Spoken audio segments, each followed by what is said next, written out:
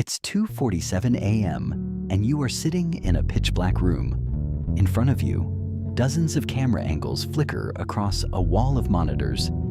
Outside, a torrential rain lashes against the glass, and a sudden crack of thunder vibrates through the entire palace. Your hand trembles slightly as you take the final sip of cold tea. Suddenly, a sharp burst of static hits your earpiece. Code red.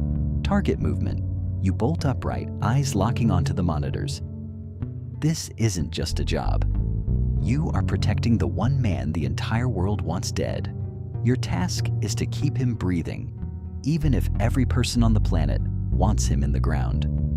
Your client is a dictator who has dismantled lives by the millions. But to you, he is simply a target, a package that must remain intact. The phone on the desk rings. It's your head of security. "Get him out of there now!" he screams. Without wasting a second, you check the chamber of your sidearm and step out into the hallway. The corridor is empty, but the air tastes like ozone and copper. You know the scent of an impending breach. Tonight is going to be a long one. You reach the heavy oak doors of the master suite. 2 guards stand there, their eyes wide with a primal fear you've seen 1,000 times. You push past them and enter the room. The man whose name makes nations tremble is sitting on the edge of his bed, his face a pale mask of exhaustion. "Is it time?" he asks in a hollow whisper. You only nod.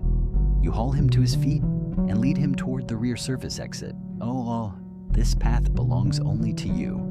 It's a hidden tunnel carved beneath the palace foundations, leading far beyond the city limits. As you descend the damp stone stairs, the muffled roar of explosions echoes from above. The palace gates have been breached. The mob is inside. Their rage, their decades of suppressed hatred, is crashing against the walls just feet from where you stand. You grab your client by the arm, forcing him to run. He is gasping, his lungs burning, but stopping is not an option. If he is caught, his end will be a spectacle of horror, and yours will be no different. In the eyes of the world, you are just as guilty as the monster you protect. At the end of the tunnel, a nondescript, mud-caked sedan is waiting. You shove him into the back seat and slide behind the wheel. The moment the engine roars to life, you floor it. The city streets are eerie and silent, but every shadow feels like an ambush.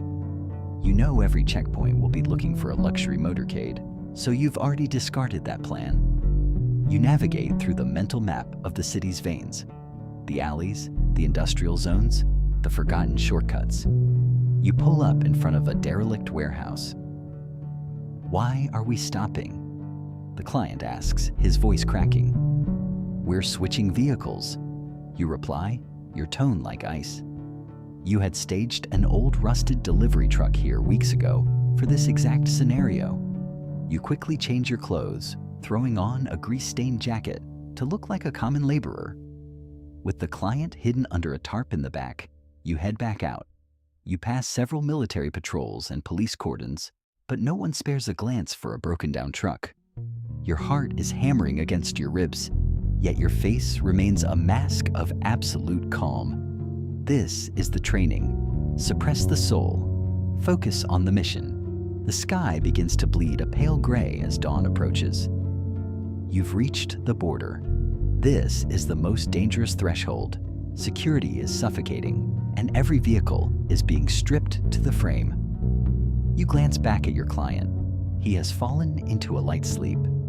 You wonder how a man who has caused so much suffering can sleep so soundly.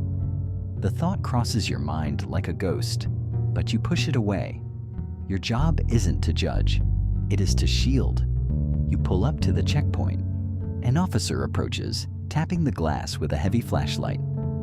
You hand over a stack of forged documents with a steady hand.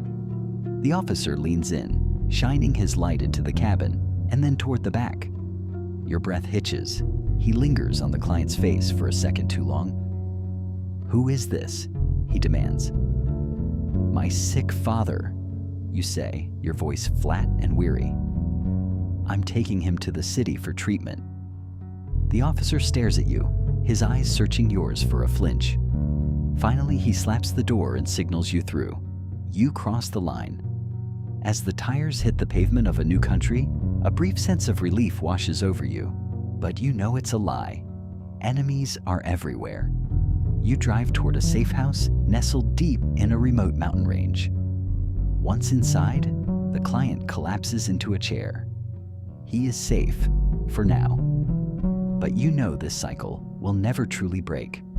As long as he draws breath, you will be running. Late that night, when the world is still, you stand on the balcony looking at the stars. You've spent your entire life being a shield for others, yet there is no one to shield you. You have no identity left. You are a shadow that follows the most hated man on earth. You realize you are just as much a prisoner of this system as he is. The power, the blood money, the constant adrenaline. It's become your only home. Your phone vibrates in your pocket. A new encrypted message appears. Your location has been compromised.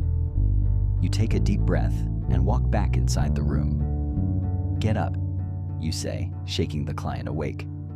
"We have to move." He looks at you with tired, sunken eyes. "How far will we run?" he asks. You pick up your gear in silence. You don't have an answer for him. You only know that as long as the heart beats, the hunt continues.